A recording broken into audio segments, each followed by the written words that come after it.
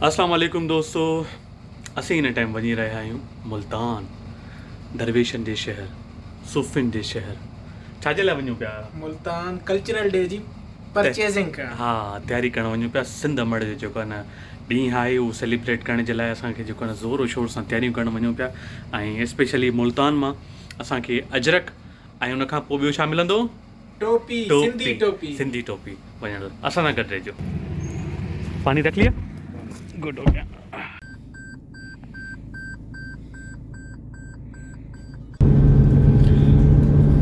दोस्तों असल में असां जेको आहे न फस्ट टाइम जेको आहे न मुल्तान खे एक्सप्लोर कंदासीं ऐं ख़बर न आहे त अंदरि रस्ता वग़ैरह कीअं आहिनि। पोइ आरिफ मुल्तान ॾिठल आहे? हा, इहो पहाको आहे त अंदरि मुल्तान लॻो, असां छो न लहंदासीं? त असां अंदरि न आहियूं, ख़ैर ॾिसूं था लही सघूं था या न।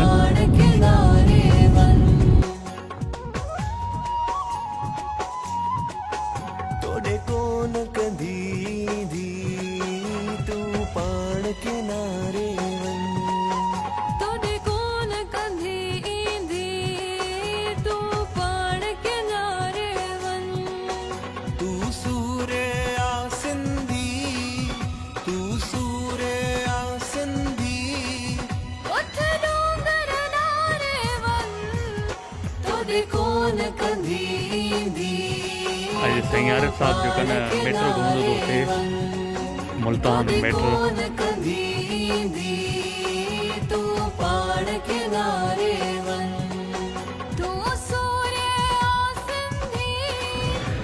जी हाणे वञूं पिया असां वापसि।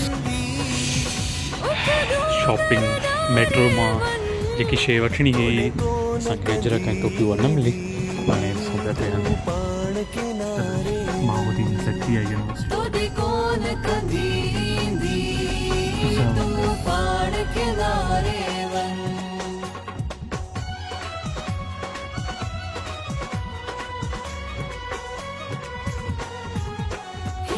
अजरक टोपी पग सिर अखड़न ते आहे।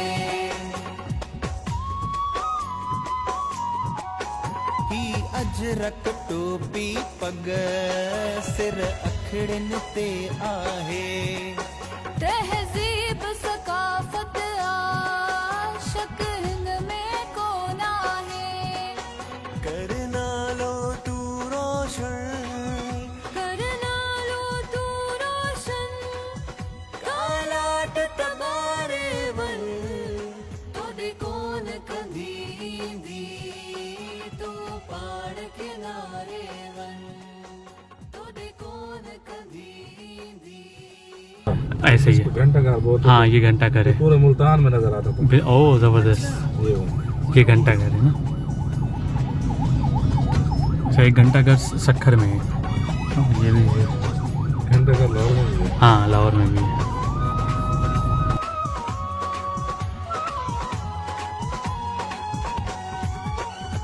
कौन कंदी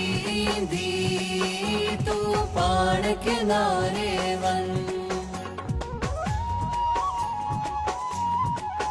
तोड़े कौन कंदी तू पाड़ किनारे वन तोड़े कौन कंदी